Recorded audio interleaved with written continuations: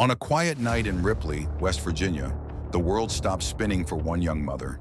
When Amanda Atkins woke up at 4 a.m. to check on her baby girl, Emily, she found the crib empty. No crying, no laughter, no Emily. She searched the house, confusion turning to dread, until she descended into the basement. There, in the dim light, she found her 10-month-old daughter, lifeless, naked, bloodied, and kneeling beside her was the man Amanda had trusted with her heart, Benjamin Taylor, her boyfriend, a man who, until that moment, she thought she knew. When police arrived, they found Amanda standing on the porch, holding Emily's battered body. The baby's face was smeared with blood. Her skin was ice cold. And Benji? His shirt was soaked in blood, his pants stained. When questioned, he casually claimed he had just been doing laundry. What Amanda saw and what the medics confirmed were far from that. Emily had been assaulted, sexually, violently, and now she was brain dead. If you agree that no punishment is enough for monsters like this, hit the like button. Emily Behringer had come into the world fighting. Born on Thanksgiving Day in 2015, 8 weeks premature, she quickly became the light of her mother's life. Always smiling, always curious, never fussy. She had just started taking her first steps, babbling her first words, and bringing joy to her older siblings, Nathaniel, Carly, and Cameron. Amanda, a single mom of 4, had recently moved from Maryland to the quiet, rural fields of West Virginia, hoping for peace, hoping for safety. She wanted a fresh start. And then came Benji. Tall, charming, attentive, he blended into her family with ease. He smiled at her children, held her hand at barbecues, and within weeks he'd moved in. On October 2nd, 2016, Amanda tucked her kids into bed around 9 p.m. and kissed Emily goodnight. Benji stayed up. He said he'd do laundry and maybe listen to music.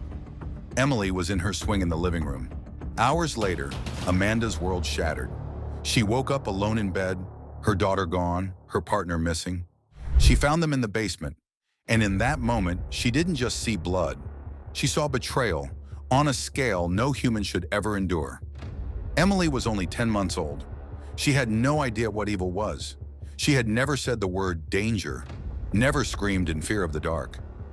She loved the sound of her siblings' laughter. She liked to babble nonsense at the family dog. She was the heartbeat of a home that had struggled but never broken. Amanda remembered the way Emily giggled when she was tickled, how she clung to her mother's pinky with a vice-like grip, and how she would brighten up the room just by being in it. Emily didn't get to learn her ABCs. She didn't get to have a first birthday party, and all of that was taken by a man pretending to love her. What do you think? Tell us your thoughts in the comments below. The basement was cold. The lights were dim, but what Amanda Atkins saw will never leave her mind. Emily's body was on the floor, naked, bruised, bloodied. Her face was smeared in red, her lips blue, her throat letting out a gurgling sound. And kneeling beside her was Benji, shirtless, his pants halfway down, calmly saying he was just wiping her off. There was blood on his clothes, blood on his thighs, blood in the diaper. Police found stains all over the basement floor, on the bedding, and later male DNA in places no child should ever have to carry. Benji claimed he blacked out, that he was drunk and high, that he didn't remember anything. But surveillance of his phone told a different story. Between 2:52 a.m. and 3:17 a.m., he had been scrolling porn. At 4:54 a.m., he made a 9-second call to his brother. A text soon followed. "I'm in deep shot, bro. But don't sweat it. I'm gonna croak soon." By 5 a.m., medics were on the scene. But it was too late. Emily was rushed to the hospital. Doctors declared her brain dead. Her skull was fractured. She'd been violently raped and assaulted, so brutally that no one could understand how she had even survived the initial trauma. 2 days later, Amanda made the decision no mother should ever face. She turned off the life support. Her baby girl was gone. Benji told detectives he didn't remember what happened, that maybe the baby got hurt while he was passed out, that maybe he had touched her by accident. He claimed he'd smoked weed and drank 8 beers and must have blacked out. But every detail of the crime scene said otherwise. He had the clarity to wash blood down the sink, the presence of mind to call his brother before police. And not once did he call 911 to save the child. Benji's phone was a vault of damning clues. His social media was littered with disturbing content. One post read, "I will never apologize for being a sex freak." He even used it as his Facebook cover photo. Still, his defense attorney argued he wasn't the type. He brought in family, friends, even the mother of his own son to testify. They said he was quiet, gentle, never aggressive. But not one of them had seen the horror Amanda saw that night.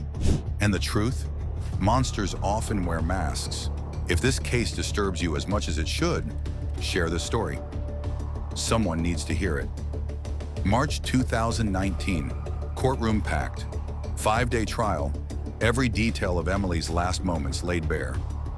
Benji sat silently in a bulletproof vest, helmet, and handcuffs.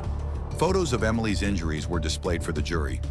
Experts confirmed she'd suffered violent sexual trauma, internal injuries, and blunt force trauma to the skull. Neighbors testified to hearing a baby scream at 12:30 a.m. They didn't call police. By morning, it was too late. Amanda sat in the gallery, reliving every second of that night. The audio of her sobbing at the hospital was played.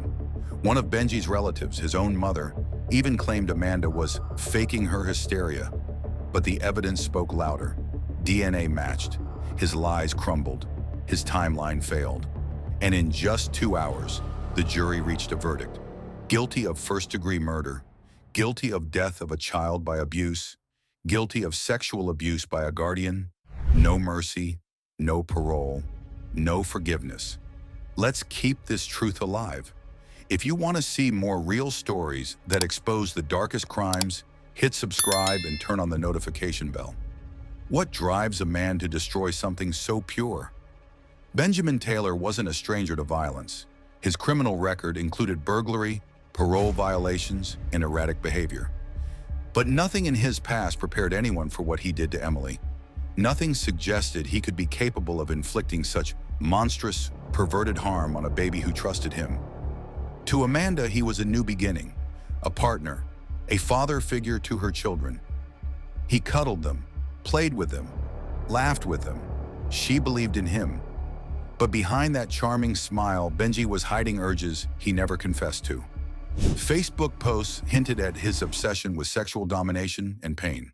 His online behavior, particularly the search for graphic porn in the hours leading up to the crime, revealed a man spiraling into darkness. Was this planned, or did something snap? Experts speculated that Benji may have been triggered by alcohol, drugs, and an illusion of power. But this wasn't a case of momentary madness. The blood on his clothes, the search history, the cleanup, the lies. Benji didn't just commit a crime, he erased a life, a baby girl's life. And even now, he's never once shown genuine remorse. After the guilty verdict, Benjamin Taylor was sentenced to life without parole for murder. He received 40 more years for child abuse leading to death, and another 10 to 20 years for sexual abuse, each sentenced to be served consecutively. For the first time during the entire trial, Benji cried. Not during the photos, not during the 911 call, not when Amanda recounted finding her baby bleeding on the basement floor. No, he cried only when his fate was sealed, when he became the victim. In that moment, the courtroom saw his true face, not a man broken by guilt, but a predator broken by consequence. Amanda and her family will never be the same. Emily's siblings lost their baby sister. Her mother lost a piece of her soul. But something else came from this horror. In April 2017, Emily's Law was signed in West Virginia by Governor Jim Justice.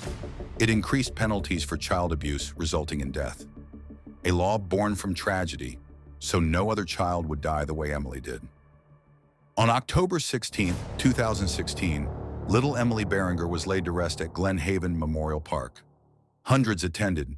Candles were lit. Her name whispered in grief, pain, and quiet rage. She was just 10 months old. If you've stayed with us through this story, thank you. Emily's story matters. Leave a comment in her memory. Tell us how this case made you feel. And if you want more haunting stories that demand justice, subscribe and turn on the bell. Some stories must be told,